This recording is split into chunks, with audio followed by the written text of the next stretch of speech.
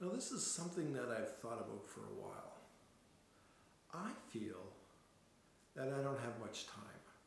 62 years old. What have I got left? 20, 30 years at the most? Time went fast and time is running out. But for you, you're younger. So you have time. And I think you need to take advantage of the time because some things take a lot of time.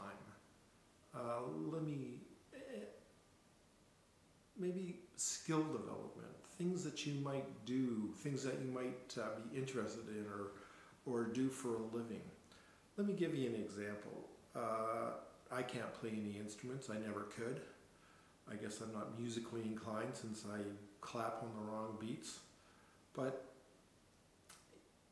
you know, if you took the time to learn to play the guitar and you played it for years and years and you just kept playing it, after a while you'd be a pretty good guitar player. Now, I'm not saying you would make a living as a guitar player. I don't think you have to do things always to make a living at it. But you could play the guitar, and after years of playing the guitar, you could really be quite good. You could really enjoy it. You could do little gigs with your friends, maybe bigger gigs with your friends. I don't know. But it's just that time, that repetition, that practice that allows you to gain that skill. I think people are looking for a shortcut to skill. But I don't know that there is a shortcut. There might be some tricks of the trade. Well, that's what the trade is. It's these tricks. But you know, what skill can you acquire? Let's say it takes a lot of years to acquire the skill. Surprisingly, one thing you have is a lot of years.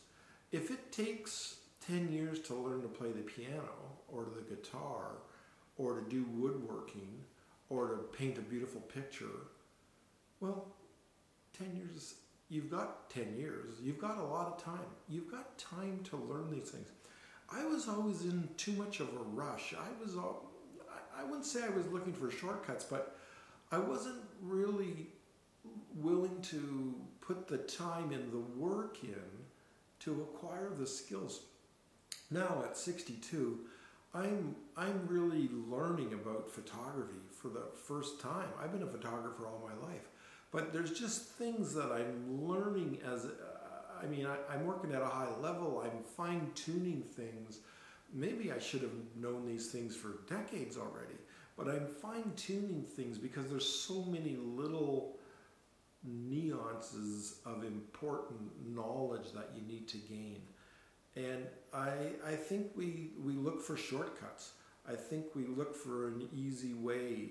And, you know, when you're generated by the income, when you're generated by the money, I think it makes it more difficult to, in a sense. You become a hack. And I don't mean that in a negative way, although I guess it is a negative way. But you get to a certain level and then you start to capitalize on it and make money at that level. It's very hard to go to the next level. You just, here, I'm at this level and I've plateaued my skills because I'm making money with it. But not everything is about making money. Let me go back to the idea of the guitar. You know, maybe you're not a guitar player. Maybe you're making guitars in a woodworking shop. What would it take to become a great guitar maker? You know, if you worked on guitars in your private time, in your side hustle, whatever you wanted to call it, you know, after work, if you made guitars in a little home shop, you know, the first group would be lousy. The first group would be, you know, even if you had a good mentor, a good teacher, or took a good course, the first ones would be lousy. But if you continued to fall on your face and evaluate what went wrong and, you know, try it again, I think after a while you would be making a guitar that was pretty good. maybe a guitar that was better than other people could make. A guitar, maybe a guitar that might have commercial value, but again, not think that things have to always have a dollar value. But could you pursue something that takes time? How good could you really become at it if you just kept putting the time in for years? I think of photography. I've been doing photography 45 years. I'm still learning. There's a lot of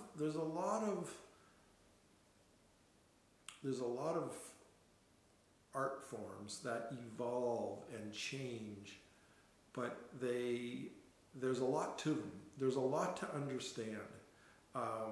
Things that you build with your hands, things that you create in an art genre.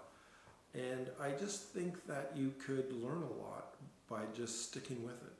Maybe we give up too early, or maybe we become these hacks where we're at a competent level, so we never really grow beyond that. Maybe we give up too early. If you think of like a skilled person who's playing a sport, how much better are they than the average? They might just be a little bit better, but because they stuck it out, because they put the work and the time in, it's possible to really rise to the top and have a great time on that journey. I think there's an advantage to that. I think you have a lot of time. It takes a lot of time. Put the time in, and I think you'll get great rewards for that. Emotional, possibly even financial. But put the time in, do the work. That would be some advice.